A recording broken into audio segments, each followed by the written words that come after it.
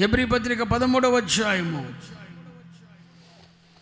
13వ వచనం. కాబట్టి మనం ఆయన నిందను భరించుచు మనమా ఆయన మన నింద ఆయన భరించాడు. ఇప్పుడు మనం ఏం చేయాలి? ఆయన నిందను మనం. నువ్వు పరిచర్య చేస్తున్నప్పుడు నిందేస్తారు, నింద వస్తుంది. దేవుని కొరకు నువ్వు ప్రయాసపడుతున్నప్పుడు నింద వేస్తుంది లోకం. సువార్త ప్రకటిస్తున్నప్పుడు నింద వస్తుంది.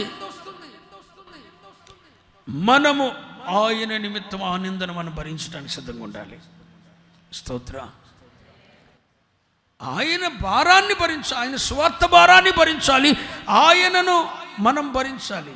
ఆయన రథస్వమై ఆయన నామమును భరించాలి. నేను అడుగుతున్నా, దేవుని సేవ కొరకు, దేవుని సేవ కొరకు, దేవుని మందిర నిర్మాణం కొరకు, ఆత్మల రక్షణ కొరకు, సువార్త ప్రాచుర్యం జరగటానికి, కరపత్రికలు పంచటానికి నీకేదైనా భారం ఉందా? భారాన్ని నువ్వేమన్నా భరిస్తున్నావా?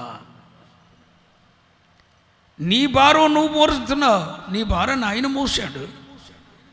దేవుని విషయమైన భారాన్ని భరించటానికి మెడ వంచిన వ్యక్తివేనా నీవు?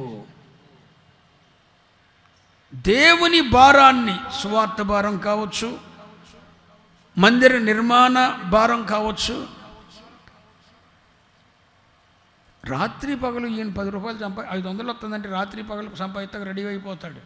నేను చూస్తానండి, ఒక్కొక్కడిని సంఘంలో ఉంటాడు, పెత్తనం కోరుకుంటాడు ఉంటాడు, కానీ ఒక్క బాల్ చేస్తారు ఎప్పుడు కూడా. నేను చూస్తాను కొంతమందిని, వీళ్ళ అవసరాలు అయితే సంఘం అంతా వీళ్ళు అక్కడ ఉండాలి, ఊరోళ్ళకి అవసరం అయితే, సంఘానికి అవసరం అయితే వీళ్ళు రారు. అట్టండి బ్యాచ్ కొంత ఉంది మన సంఘంలో. వాళ్ళ గరానా, వాళ్ళు ఎవరు బాబాయ్ కూతు కాదు. వీడింటికి కూడా చచ్చిపోతే అందరూ వెళ్ళాలి, ఇవ్వడం చచ్చిపోతే మాత్రం ఇంటికి ఇవ్వడు రాడు. ఈయన ఎవరికి రాడు, ఎవరి దగ్గరికి వెళ్ళి ఏం చేయరు. ఏం పద్ధతిరా బాబు నీది, ఏం పద్ధతి మీది? నీ భారాన్ని 10 మంది మోస్తున్నప్పుడు నువ్వు 10 మంది భారాన్ని మోయాలి. నువ్వు దేన్ని భరిస్తావు అంటున్నా? ఏది భరిస్తావు? నిన్ను భరించాడు, నిన్ను ఈ రోజుకి భరిస్తున్నాడు, నన్ను భరిస్తున్నాడు. నీ పాపాన్ని భరించాడు, నీ శాపాన్ని భరించాడు, నీ రోగాన్ని భరించాడు. నువ్వు దేవుని నామము నిమిత్తం దేన్ని భరిస్తున్నావు? దేవుని నామమును భరించటానికి, దేవుని నామము నిమిత్తము సంఘములో భారమైన, సువార్త భారమైన, ఆత్మల రక్షణ కొరకైన భారమైన, కరపత్రికల భారమైన, దేవుని కొరకు భయమైపోయే భారమైన, మందిర నిర్మాణం కొరకైన భారమైన భరించటంలో అందరి మాదిరిగా ఉండటం కాదు, అందరికన్నా ఎక్కువగా నీవు మాదిరివై ఉండాలి. అలా దేవుని నామమును భరించుటకు అతడు మాదిరి. కుటుంబ భారాన్ని భరించడానికి నీకన్నా మాదిరి గుళ్ళో ఇంకొకరు లేరు నాకు తెలుసు. నీ కొరకు నువ్వు నీ కుటుంబ భారాన్ని భరించటంలో నీకు మించిన మనగత్తి కానీ, నీకు మించిన మనగాడు కానీ ఇంకొకరు లేడు నాకు తెలుసు. అది దేవుని భారాన్ని భరించుటలో, ఫర్ ఎగ్జాంపుల్ ఎవరినైనా తీసుకోవాలంటే నిన్నే తీసుకోవాలి. అది ఉపదేశం. దేవుని నామము భరించుటలో ఫర్ ఎగ్జాంపుల్ ఎవర్రా అంటే నీ పేరు ఉండాలి. ఇది ఉపదేశం. నీ పేరే ఫస్ట్ పేరు ఉండాలి. వీళ్ళందరూ భరిస్తారా అన్నదిగా, అందరూ మోసింది గాడిద, ఇది మోసింది గాడిద, ఇక నీకు ఆ గాడిదకి తేడా ఏంటి? అదే యేసయ్య అన్నాడు పేతురుతో, నువ్వు నన్ను ఏమైనా ఎక్కువ ప్రేమిస్తున్నావారా నవీన? అందరూ ప్రేమించినట్టు ప్రేమిత్తం కాదురా. ఆడికన్నా ఆడికన్నా ఆడికన్నా ఆడికన్నా ఆడికన్నా ఆడికన్నా నువ్వు ఎక్కువ ప్రేమిస్తున్నావు నన్ను చెప్పగలవా? చెప్పలేవు. ఇక్కడున్న మీ బ్యాచ్ అంతటి కంటే నువ్వు నన్ను ఎక్కువగా ప్రేమిస్తున్నావా? నువ్వు ఎక్కువ ఎవడు ప్రేమిస్తావు, ఆడే నేను ప్రేమిస్తాడంటావా?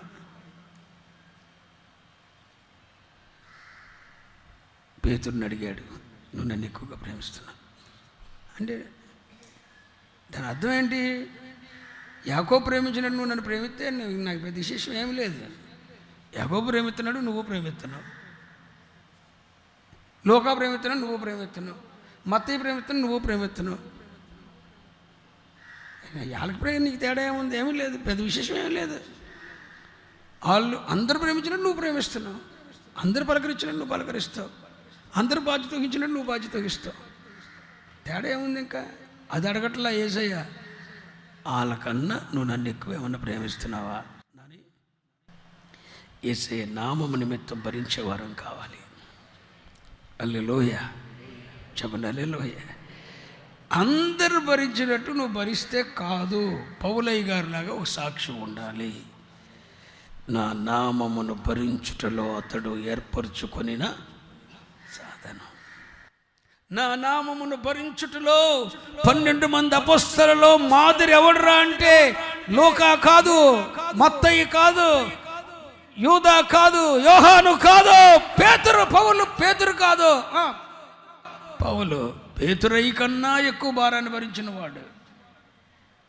అందరూ భరించాడు, కానీ అందరికంటే యేసయ్య నామాన్ని భరించింది ఎవరు? పౌలయ్య. 5 సార్లు 1 తక్కువ 40 దెబ్బలు కొట్టారంట, కట్టేసి రాళ్లతో కొట్టారట. 3 సముద్రంలో ప్రయాణం ఓడబద్దలైపోయి సముద్ర పాలైపోయాడంట. ఎన్ని భరించాడో మహానుభావుడు. చిన్నపాటి అనారోగ్యాలు, సమస్యలు భరించలేక చెయ్యలేని అనుకుంటున్న నాలాంటి భ్రష్టులను ఒక పక్కన పెడితే, పౌలయ్య గారిని ఒకటి పక్కన పెడితే, నాలాంటి భ్రష్టుల్ని 10,000 మంది 10 లక్షల మంది పెడితే పౌలయ్య గారు తోగుతాడు. అలా చేయలేకపోతున్నానని బాధ ఉంది నా హృదయంలో. ఆయన భారాన్ని భరించలేకపోతున్నాను. యవ్వన కాలం ఉన్నప్పుడు పొట్ట మీద ఇన్సెట్ చేసుకొని ఇంత ఉండోండుగా, పిక్కలెట్టుండే ఇట్టుండోండి, ఇన్సెట్ చేసుకొని సూటు బూటు వేసుకొని, బూటు లేకుండా చూడు కాదుగా. అప్పుడు నా వ్యవహారం భరించే నేను, కానీ నన్ను మాత్రం ఆయన ఎప్పుడు భరిస్తూనే ఉన్నాడు. నేను ఇప్పుడు అనుకుంటున్నా, ప్రభువా ఆ రోజు కూడా ఎంత సేవ చేస్తుంటే చేశాను. ఆ రోజు చేయలేదంటలా, ఆ రోజు చేశా. కానీ ఇప్పుడు ఈ మనసు ఉంటే అప్పుడు వేరేగా చేసేవాడిని. మరి ఆయన నామమును భరించుటకు మాదిరివేనా? అందరూ భరించినట్టు నువ్వు భరించొద్దు. అందరికన్నా ఎక్కువగా ఆయన నామమును భరించుటకు సంఘములో అనేకులకు నీవు మాదిరిగా ఉండాలని కోరుకుంటున్నా. ఆయన నామాన్ని భరించటంలో నువ్వు ప్రథముడవ్వాలి. అందరూ భరించినట్టు నువ్వు భరించటం కాదు, ఒక ప్రత్యేకమైన విధంలో. అకుల్ల ప్రిస్కల్ల వలె దైవ సేవకుని భరించటంలో వారు పేరు పొందారు. ఆయన వస్త్రం, ఆయన అన్నం, వారి గుడ్డ అన్నీ వాళ్ళే చూసుకున్నారండి. అకుల్ల ప్రిస్కల్ ఇద్దరు భార్య, వాళ్ళే అంటే డేరాలు కుట్టుకునేవాళ్ళు, పరదాలు కుట్టుకునేవారు. పరదాలు కుట్టి డేరాలు కుట్టే అయ్యగారిని బతికిచ్చేశారు. పౌలయ్య గారిని అండి. పౌలయ్య గారు భారం అంతా అకుల్ల ప్రిస్కల్లే చూసుకున్నారు. ఒక దైవ సేవకుని భారం భరించటంలో అకుల్ల ప్రిస్కిల్ల మాదిరిగా ఉన్నారు. యేసయ్యను భరించటంలో పౌలపోస్తుడు మాదిరిగా ఉన్నాడు. సంఘంలో చెబుతున్నా, నీకన్నా అసలు ఆయన నామమును భరించేవారు ఎవర్రా అంటే అందరూ మంచివాళ్ళు. నా సంఘం అంతా మంచిది కాదని నేను చెప్పట్లేదు, అందరూ భారం భరించే వాళ్ళే. మీరందరూ మీ భారాన్ని భరిస్తారు, నాకు తెలుసు అది. కానీ నేను చెప్తున్న ఉపదేశం ఏంటంటే, అందరూ భరించటం కాదు, యేసు నామము నిమిత్తము భారము భరించుటలో నువ్వే ప్రథముడవని వీళ్ళందరికీ, సంఘమంతటికి నువ్వు మాదిరిగా ఉండాలి. ఆయన నామమును భరించుటలో ఫర్ ఎగ్జాంపుల్ నీవవ్వాలి, నీవవ్వాలి, నీవవ్వాలి, నీవవ్వాలి, నువ్వవ్వాలి, నువ్వవ్వాలి, నీ కుటుంబం అవ్వాలి, నీ పిల్లలు అవ్వాలి. విశ్వసించుటలో మాదిరి. 3 విషయాలు చెప్పు. 1, దేవుని మాటకు విధేయుల చూపుటలో పౌలయ్య మాదిరి. 2,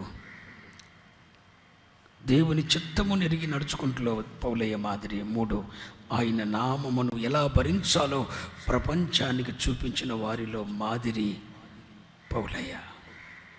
అట్లాంటి మాదిరికరమైన జీవితం మనందరికీ పరిశుద్ధాత్ముడు దయచేయును గాక.